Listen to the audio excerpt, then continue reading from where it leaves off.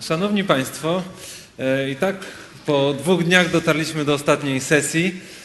Bardzo nam miło. Ladies and gentlemen, after 2 days of being here, we've arrived at the last session. So, welcome after the break. Thank you for sticking around with us for the last 2 days. And we believe that all the topics that we discussed have given us a lot of inspirations. I hope that these things will stay with us for a little bit longer. So, during the last plenary session, I told you that we didn't have enough time and there were no questions allowed, but right now we will give you back this time. It's time for discussion right now. So, the question is what we're going to discuss. There's been an online vote on your favorite subject, so you can use the computers in the hall, you can use your devices to vote. At 1:00 p.m. we finalized the votes, so we will be giving awards towards the end of this session. And when everything is right, I hope we will see the results, what you want to talk about. Out of all the 3 subjects, the winner is the topic of cyberbullying. Well, I think it's the first time that one of the topics is such a clear winner, but the subject itself, definitely, the topic itself is very relevant and it's topical and something that really resonates with you and something that really makes you want to discuss things. But before we give you the floor, we have prepared some interactive elements that will make our discussion more interactive, more interesting. So you'll need smartphones or tablets for this. And we will need some online connectivity, so you can either use your provider or you can go to the hotel network. The network is called Novotel, and then the password is NASK. So you can use whatever service you have already, or you can use the hotel's network.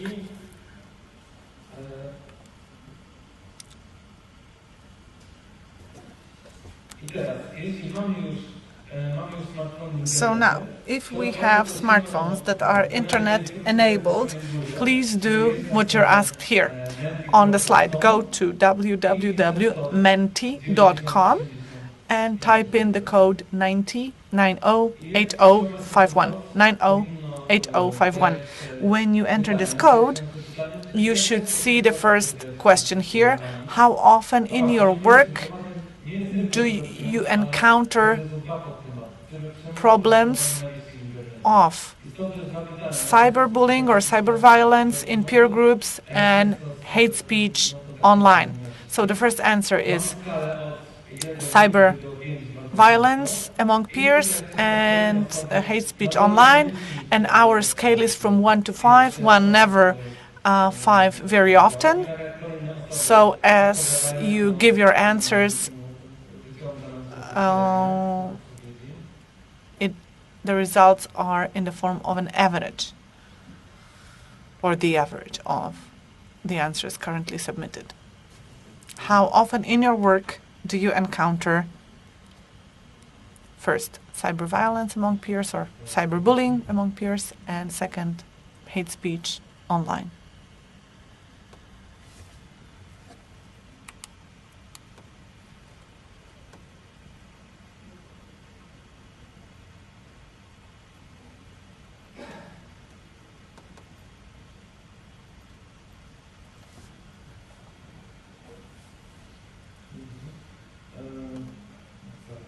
Right, 50 people now have voted.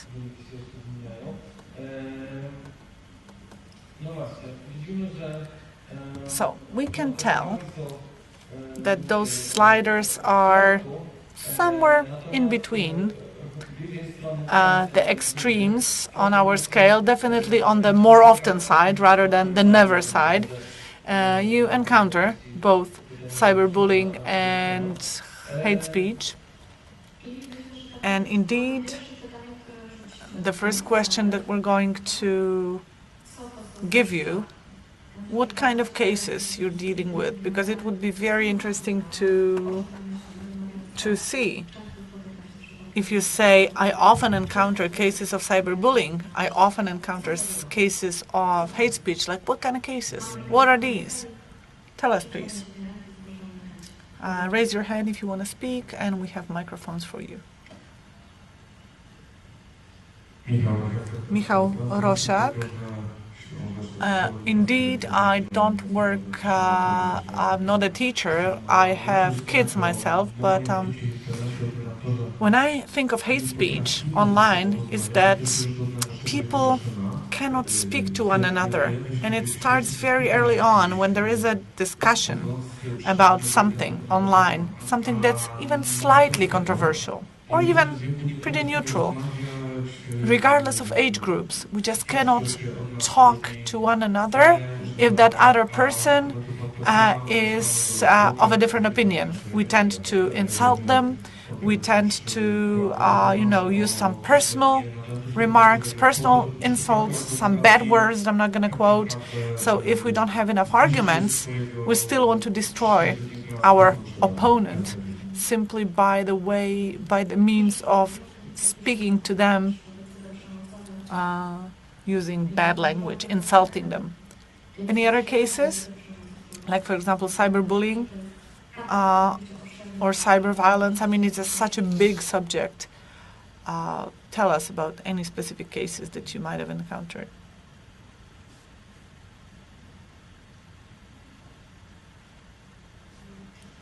Well, this case, it was then in 7th grade in primary school. There was a student, a girl student. She had switched schools. She moved to another school because she had been bullied. Then, in the new school, she bullied another girl that had to actually leave school as well. The bullying was happening on social media, but actually we had learned about it when that girl that was the victim was taken out of school. So actually no one knew in the school community. Yeah, no one knew. Everything happened online, but we never knew.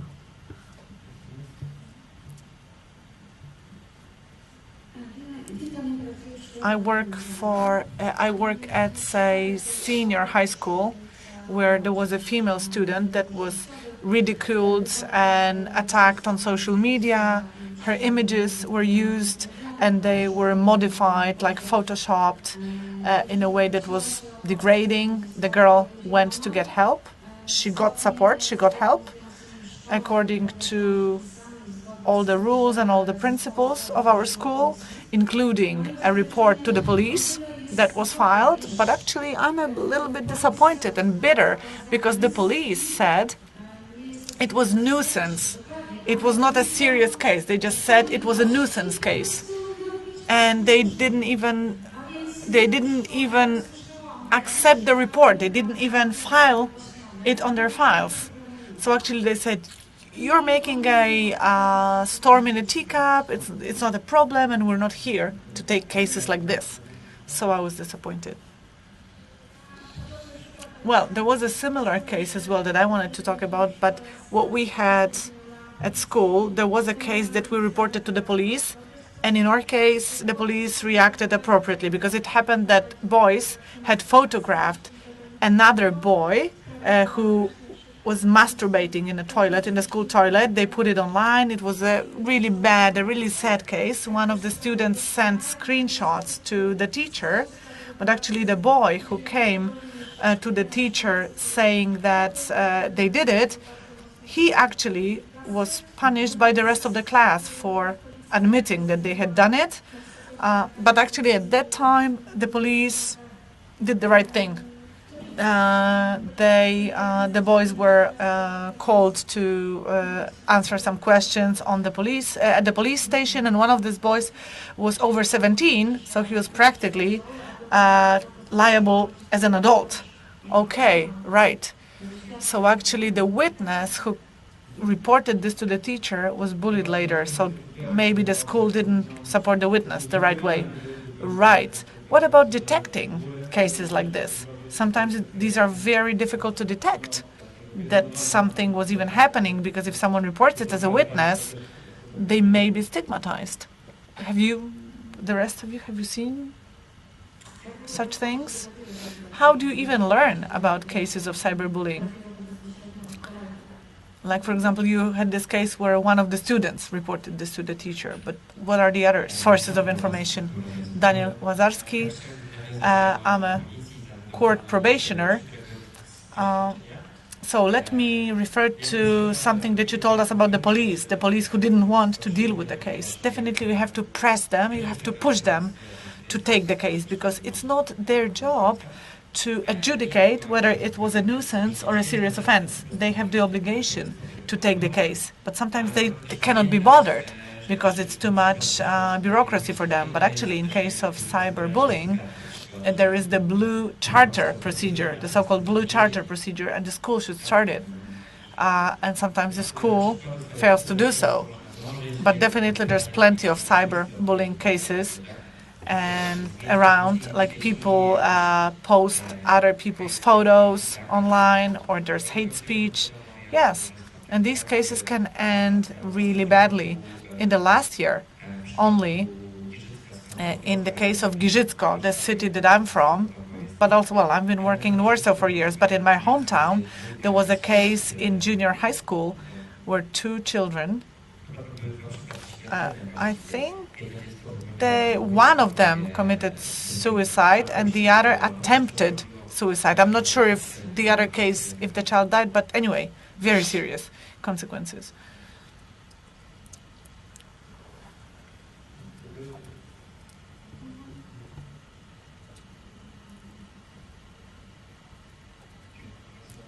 Piotr Deputowski. I'm an educator, especially I specialize in safety online. There are a lot of cases of kids who have been witnesses, and they want to report it, but they are afraid. Like just like you told us, this guy who reported it to the teacher had it even worse than the victim. They're afraid that they'll be deemed rats. And I don't know if it's true, or I don't know if they should be afraid or not, and whether they will be stigmatized or not, but definitely they're afraid of it. They are afraid to report. So always when I run classes with kids, at the end I give them my private email, and I'm saying, if you see something, report it to me, and then I will be an anonymous person.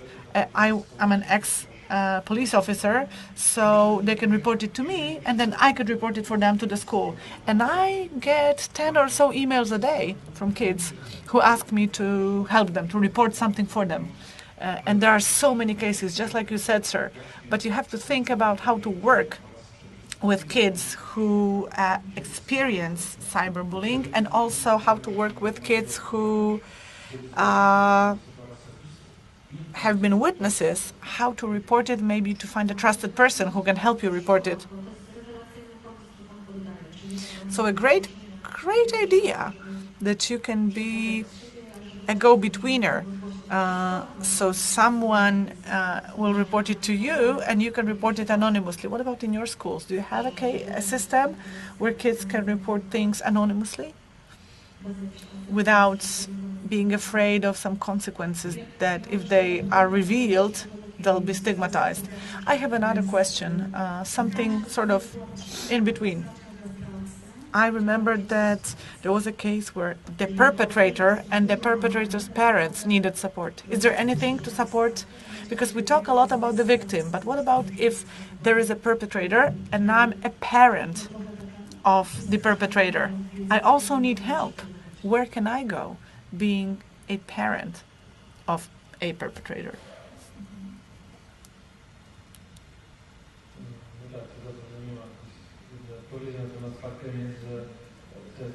Yes, the case is that very often perpetrators also need support.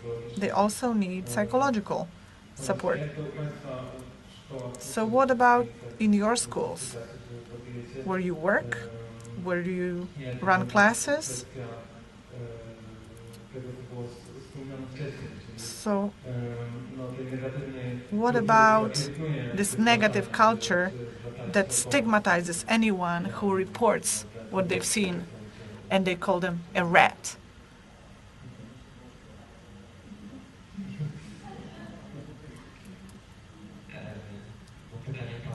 Well, you were asking what happens if a child is a cyberbully. What should the parent do? Definitely parents want to protect their children, so they hide, conceal the fact that their kid is a perpetrator. I don't think it's a good thing at all, because if it becomes known that this child is a perpetrator, then we could react. We could do something about it. There is a law in Poland on minors, on proceedings with minors, and actually it says in this law that if there are some symptoms like playing truant, using alcohol or other substances, prostitution of minors, that if you see this, you are obliged to report it. Also, if you are aware of a minor committing an offense, you should report it. But parents, of course, don't do this. They are afraid. But on the other hand, then they don't deal with the problem because they cannot. We work with a lot of so-called difficult kids, and sometimes those parents say terrible things to the children, but sometimes the children are terrible, saying to their grandma, "You can die, you old whore, and I'm going to live alone in this apartment," and so on. So parents sometimes are afraid to even report that their children behave this way, but they cannot deal with them. So whenever it's reported, then you could anonymously report it to a minor's court, and then the court can take the case.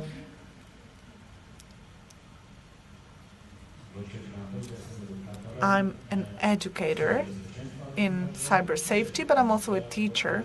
So to answer your question, what we can do, as to what we can do and what we actually do, in my school, all my students have my email, so they can always drop me a line if they find themselves in a difficult situation.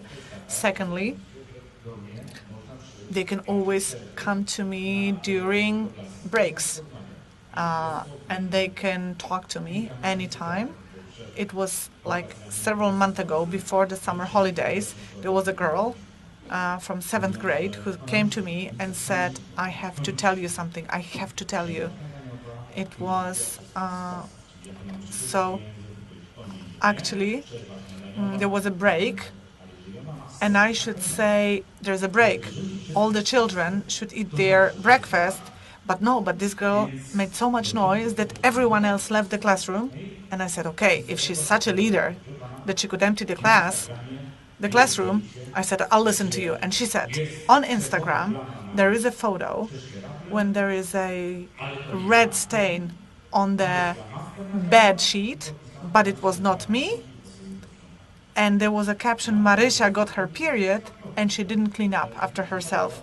For me as an adult, what kind of problem is that? But this girl, she was so upset. And I said, are you sure about what kind of photo it is? Do you know what's there? Maybe this friend simply made a stupid joke. Maybe it's a prank, or maybe it's true. And I said, anyway, first, why did you come to me? Maybe you could talk to your parents, to your mom, if you really got a period. And she said, you know what? To my mom? No. At least you know what Instagram is. And my mom wouldn't know what to do about it. So actually, we as teachers can do some things. Because if we use digital technology, if we use the media they use, we can be partners for them. You quoted some studies. yesterday and today. And I know that parents are learning more and more, but I'm not sure if teachers are up to speed. And I think sometimes for kids, it's easier to come to the teacher and talk about some things rather than their own parents. So that's our homework we should do, sort of be up to speed, to be partners for them in conversation. Okay, another question we have in our survey that's going to... No, I have just one question. One comment. It would be a good idea to allow people from the outside to try and help. I'm a teacher, I'm a mother, I'm an educator, and I think I could be the right person from the outside. I think I'm digitally savvy.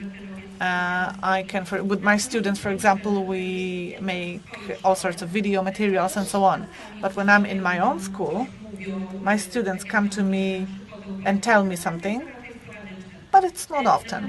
However, when I come into a school as an educator, I'm a person from the outside, from a different city, then many students come to me and admit some things and want to talk to me about some things, and then I leave them my email address.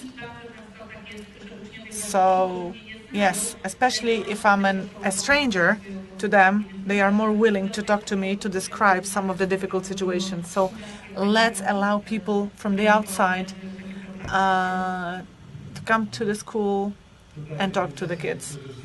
Right. You started your votes. Okay, so take your smartphones again. And that's the second question. Who can effectively prevent cyberbullying? So you can select from 1 to 3 words.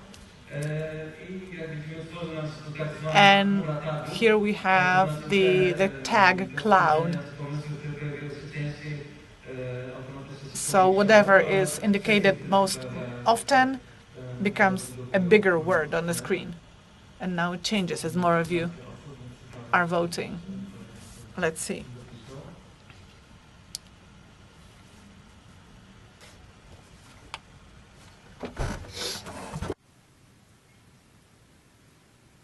Zachęcamy też osoby, które...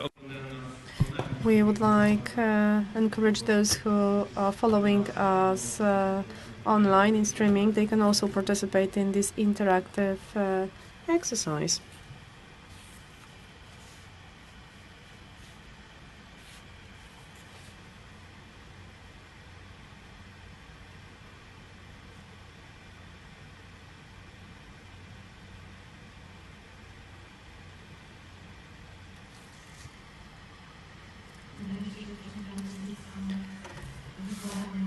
Well, it looks like we are very close to the, education at home, first place. So hierarchy is quite, it's getting clarified. I think some of you are already voting, and we already see those who indicated parents, what specifically parents should do.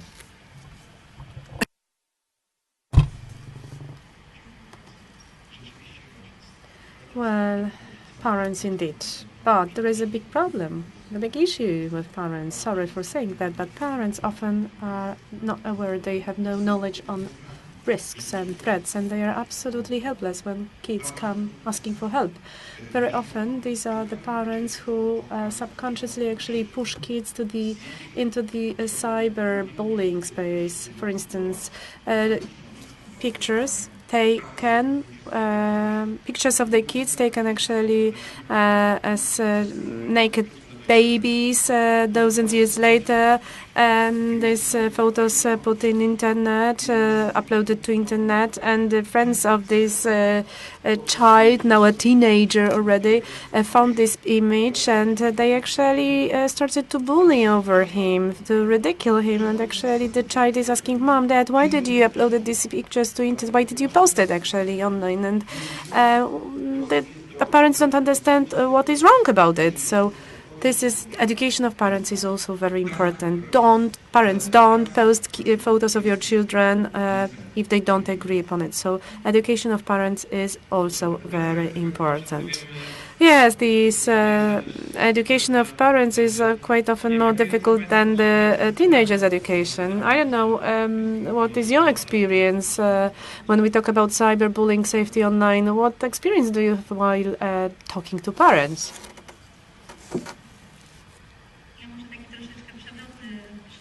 Well, I will give you a tricky example from my experience. A girl at the end of last, the student of 6th grade, posted on Facebook an image, her image, and together with her boyfriend, they were actually tormenting a pigeon, probably dead pigeon, and picture was quite shocking. Kids immediately informed us about it, whereas the response of the parents and the hate that was actually blocked in the right moment by the quite instant response of school and headmasters. So this this wave of hate did not appear under the post of this girl, but in case of under the post of or the website of the school. These were messages from adults who shared their opinion on the website of the school, saying that this comment said that the school should be feel responsible for the silly behavior of this girl. And as I said, the school was actually acting quite instantly. The headmaster of the school actually informed immediately officially that the girl was punished. So the grade on behavior was actually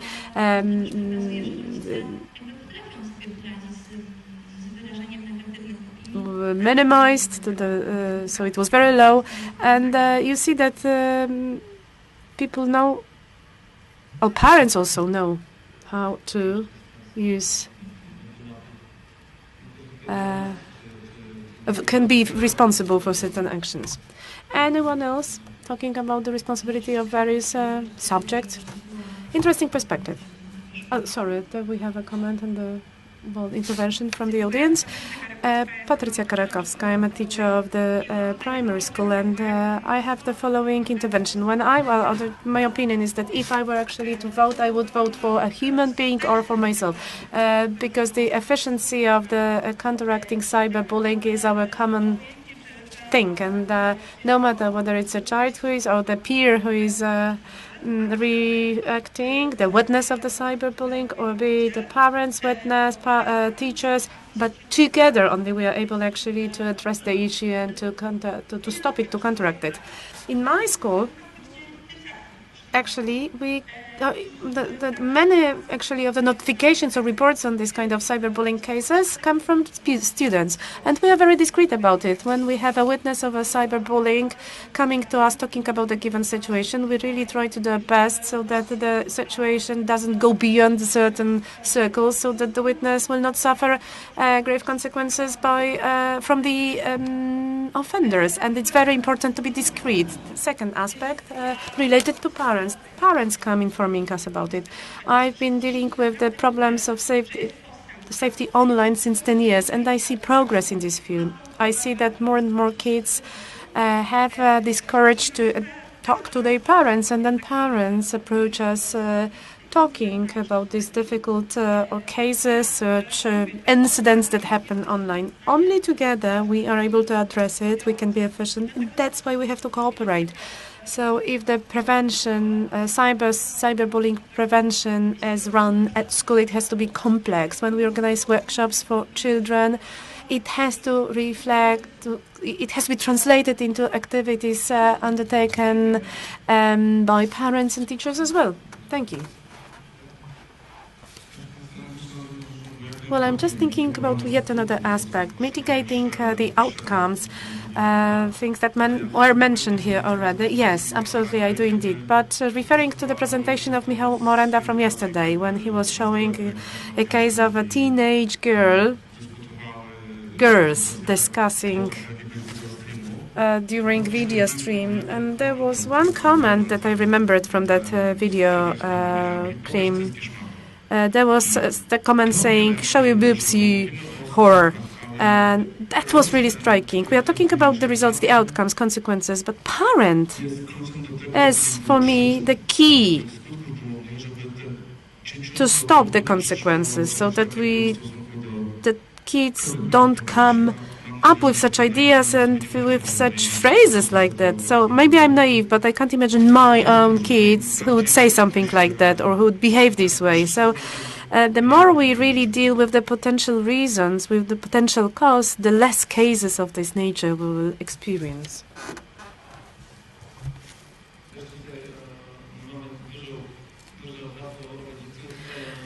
We see a big, many people voted for parents, teachers, peers.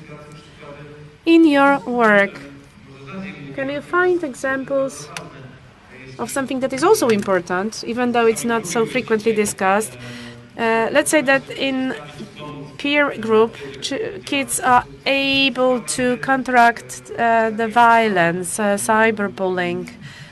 Do you know such cases? Have you experienced such cases where children, teenagers solved these difficult situations themselves without any external support? Well, I wanted to actually get back to the previous question on parents. I'm working in hotline, Safer Internet, and well, I have a teenage child, and as you probably know, topics of safety online are broadly discussed at my home. Jasiek, John, that's his name, my son's name. He actually posted something on a class group online, something that was absolutely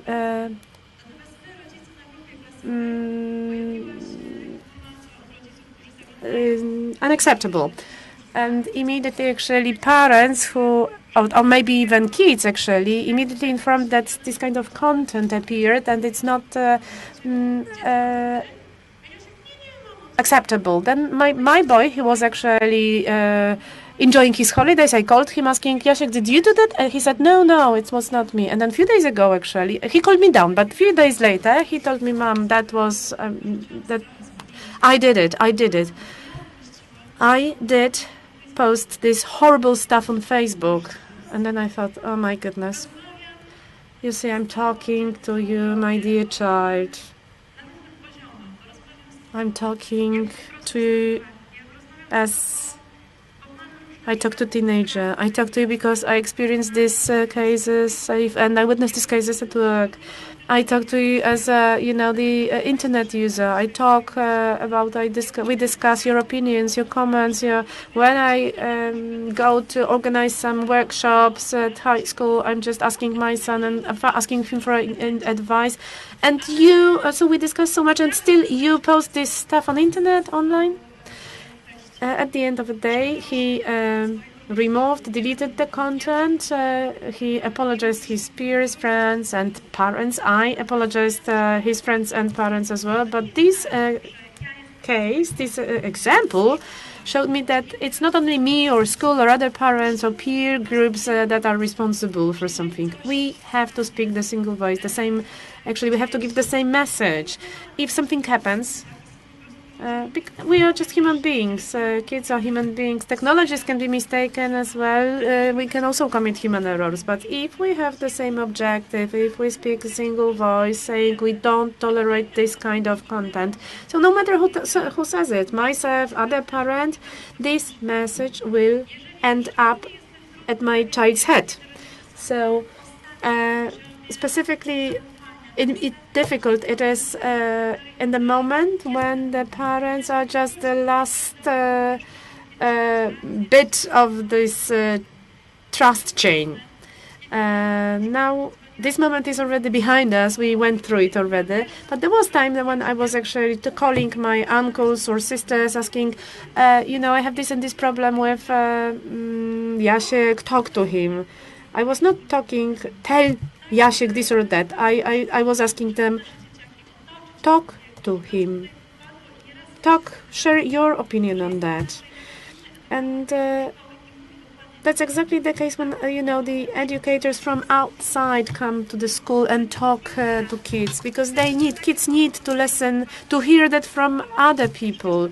They have to repeatedly, steadily hear the same messages. So that's what you can do, ladies and gentlemen. You can actually organize this kind of network of collaboration. You can actually swap between schools. You can visit the other schools and talk to children. So yes, this is a great example and that you shared with us. It only proves that no one is free from these kind of problems, even the mother who is the expert in the field. Thank you very much for sharing this example. I'm a mom of 3 naughty children, and I have to share something after what you said. I have a school, I have a boy who attends, son who attends the Catholic school. And one day, mom of another child calls me, saying, I'm calling to you, saying that your son did not give back money to my son. And it's been like 2 months already. I started to cry when I heard that. I felt so ashamed. And then I've heard from the other mother, I'm just raising the problem. I'm just there telling it that you can respond, react, and I'm not going to actually make him guilty for that. And actually, all the more I want to thank you for sharing your experience, because this is important that we talk about it. So if you can believe that I don't teach my child not to give money back. You can believe me. I wouldn't even imagine that my child would do that, would behave this way. So network, internet is a place where kids feel alone, uncontrolled. But for instance, my children are present on all portals where I am not present, because they can be independent there. And all the more it is important to support each other. You should never say, this does not relate to my child, she would never do it. You never know, maybe she will do it, and that's why this support is so important. Well, now I would like to refer to the comment of a gentleman wearing a grey T-shirt.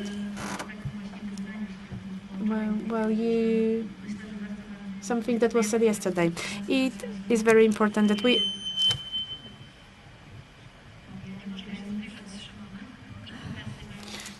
It's very important that we demonstrate our expectations, what we cannot accept, what kind of phrases, wording is not allowed in the usual word. For instance, the example of this "you whore."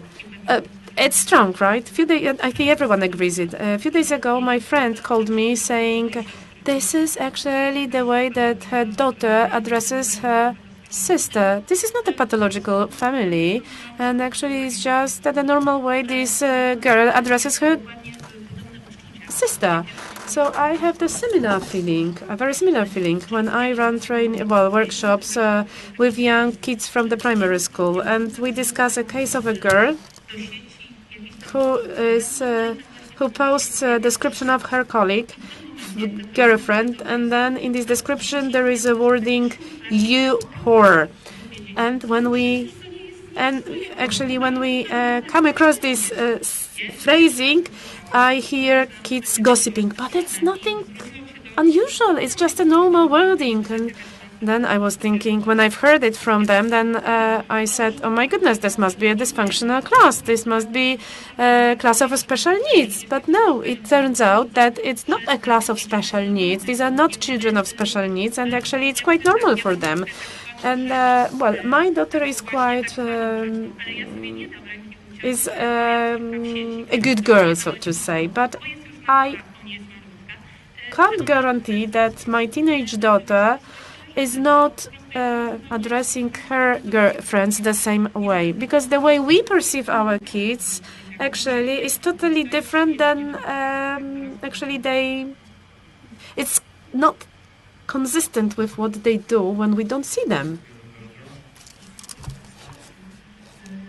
Well, in terms of support of the adults, it's really worth to stress that all of us need support. It's not that we actually blame the others, we just need support.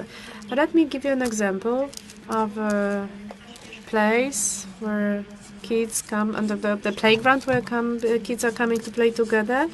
And the neighbor passing by, actually the playground here, that kids are using swear words. So what this adult does, he's actually recording this scene and post it on the website of the housing society. And of course there is a huge problem, big scandal, somebody who recorded children, then it's about children rights and privacy, posting stuff, you know, with kids online.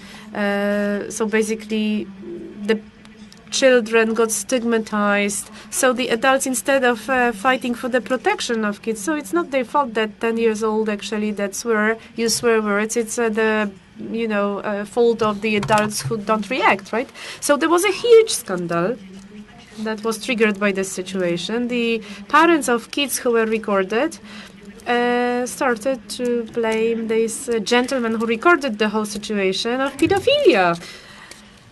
So at the end of the day, the case ended up with the police. So this is this anti-example of support. Something that came across my mind. After I've heard your comments, you said that we should collaborate. We should speak the same voice, and all the stakeholders should work together. But and this leads me to another interactive question, and I would like to ask you about the second part of this debate: the hate speech, aggression addressed at minority groups. It seems that hate speech is becoming more and more popular. So what do you think, how young people react to hate speech? Is there any criticism, or maybe they accept it? And you see, actually, there is another diagram that we can see. You are voting now, and we have to wait a while.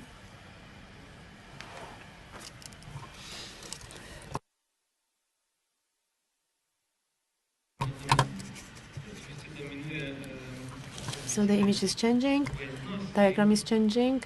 The indifference and acceptance, these bits are growing, unfortunately. Well, these results actually are consistent with the report published by the Office of the Commissioner for Human Rights. And they also diagnosed the problem, and the conclusion was that young people are quite indifferent vis-a-vis the hate speech used online.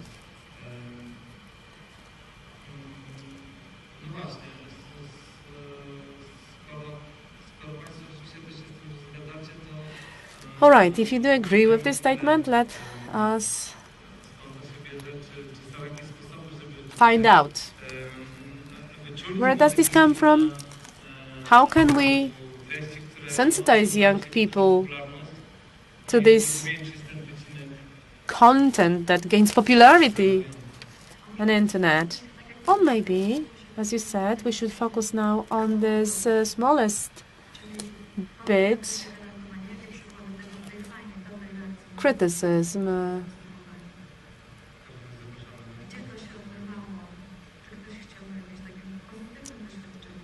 Non-acceptance. Okay. Is there anyone who would like to share the positive comments on that? Have you ever encountered such situations? Or maybe negative reactions that you would like to share with us? Just a moment. Let's start with positive. We have 8% in the room. 8% who believe that there is a reaction against hate speech. Where can it happen? In social networks? Or maybe it could be offline reaction? What can it be?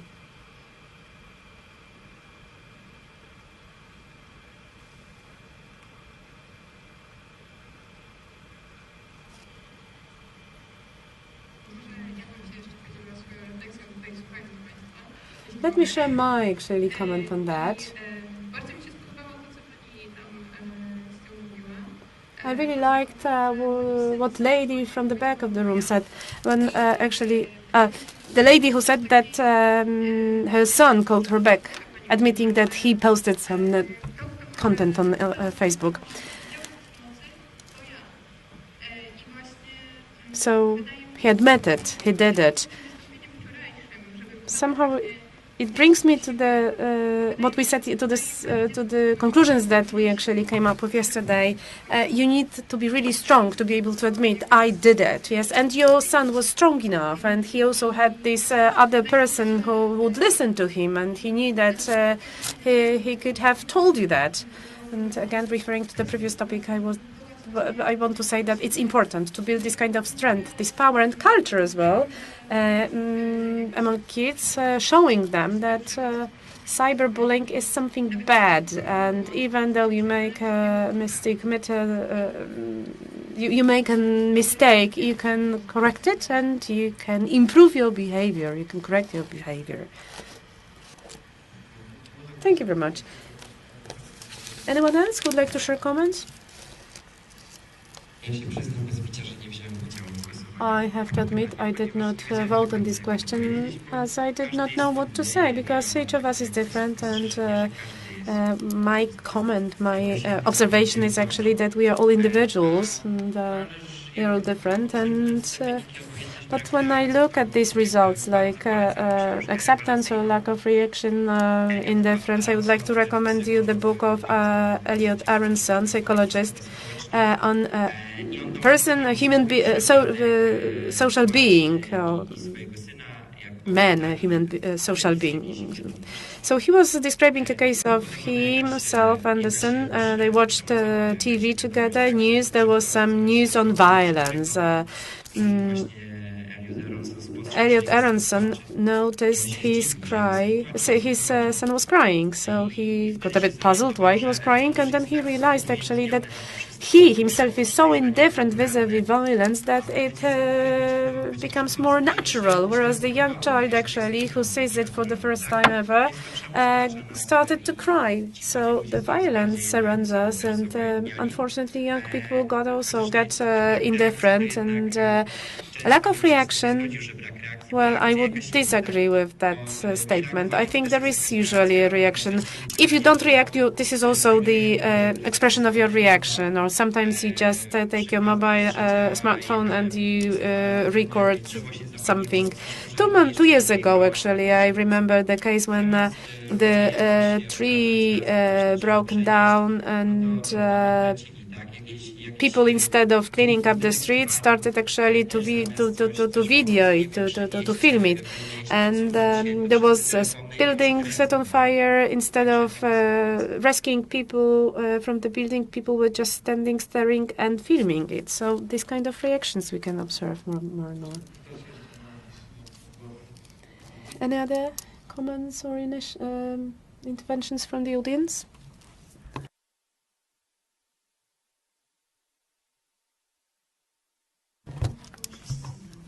I believe all of us have to think about it, and we are the role models for young people. We adults often try to, we tend to be indifferent on many occasions. When we walk the street and we see a drunk man, we immediately pass an opinion, we express our criticism, and our children, of course, learn things from us. And then they also don't react. If, let's say, it is not my, it does not bother me, I'm indifferent, I don't care, I can't be bothered, then kids follow this pattern. On the other hand, we know that we should not feed the trolls. So if there are comments that actually intentionally want to provoke some kind of discussion, then maybe indifference and lack of reaction is just the best possible solution. Well, in many cases, there is this kind of dilemma, whether it's better to ignore or to respond. Sometimes lack of reaction means giving the consent, approving things, accepting them. So it depends on the situation, I believe.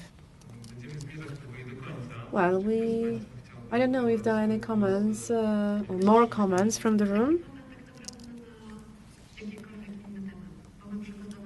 Well, I believe this is a moment that you can actually come up with some other conclusions not related to these three topics that we gave you. Maybe you'd like to share something with those who follow us on internet, and maybe you want to say something that would conclude the meeting, the conference. Maybe you have some ideas for us, ideas for some topics for the future. I'm not an educator, I'm not a teacher. However, I'm so glad to be here with you in this room full of teachers. And it was quite striking for me when Szymon asked about your schools and how it works. Is it possible to anonymously report the cyberbullying cases? Of course, you have better actually contact with children that you work with. You have their trust, but you gain their trust. But still, it was quite striking for me that no one raised their hands saying, oh, in my school, actually, at my school, we have this anonymous system of reporting, like a mailbox or whatsoever. Because no matter whether you report these cases to the teachers or pedagogists, psychologists, it's not anonymous. Children are aware that this information will be made available, right? So, and then we have to be very careful when it comes to privacy issues. And so whenever this feeling of anonymity is very important. It is actually working in this positive and negative sense as well. Well, sorry, in my case, at my school, actually, students can actually write an email. They don't need to sign it. And actually, during the parents' evening, I meet actually with parents from all, actually, parents of all students that I teach. And they also get the same information, actually, that parents can contact me anonymously as well. And what I tell them, you can send this information via libraries, which is the communicator between teachers and such a messenger system. But if you don't want to provide this information via libraries, you can send anonymous email, tell me what problem, which class, and I will take care of it. Well, I wanted to come back to this indifference. Why it happens, why kids are indifferent and don't react. This is also our fault, the parents, educators, teachers' fault. Kids do not have actually this feeling of being able of doing things, right? For instance, this is like, in adults who say we don't participate in elections because my voice in a way will not decide, yes? But we have to teach kids that their voice is very important and we do care. Otherwise, they will remain indifferent. Thank you. There was a lady in the room, actually, who would like to take floor as well. Elżbieta Jarocka, Primary School.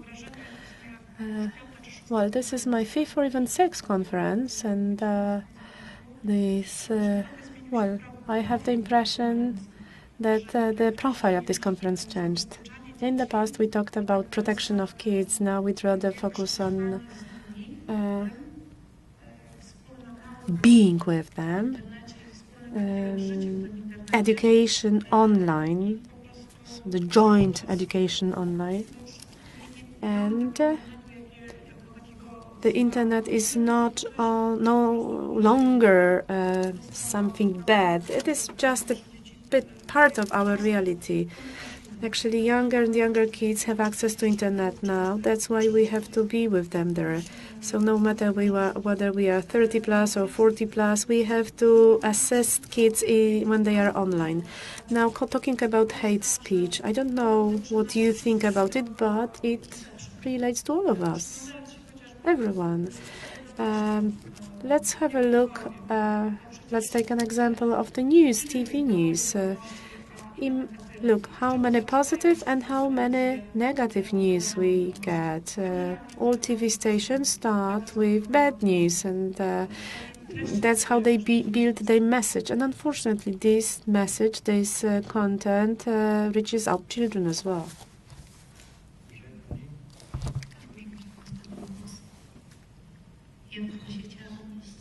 The last intervention in this discussion, please.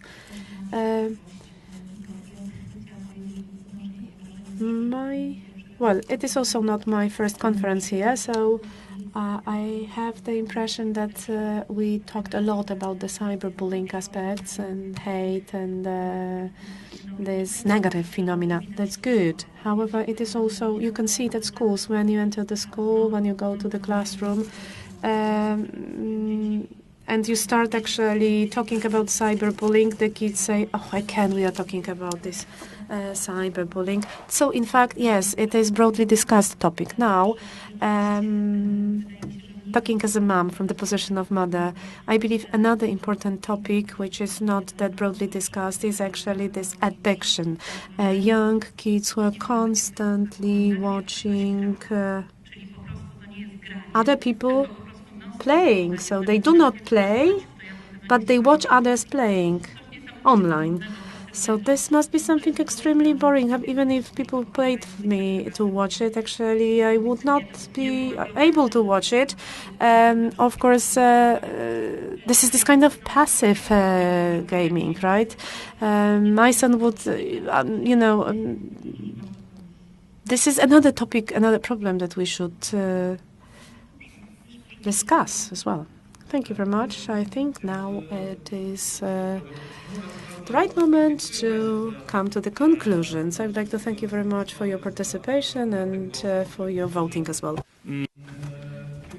Well, I believe that there were many very interesting remarks. I agree with one of you who said that our motto and our leitmotif with each year's conference changes into something more complex, something more, it expands. Things like, for example, accompanying your children every step of the way on their journey. And right now, even during this conference, we've had so many interesting and profound concepts like trust, like leading by example, like supporting someone. And of course, without these, nothing will ever work. So thank you for being with us, and thank you for sharing our values and our goals. We will continue our work. We will soon send you an evaluation sheet or evaluation feedback form. We are very keen on getting feedback from you.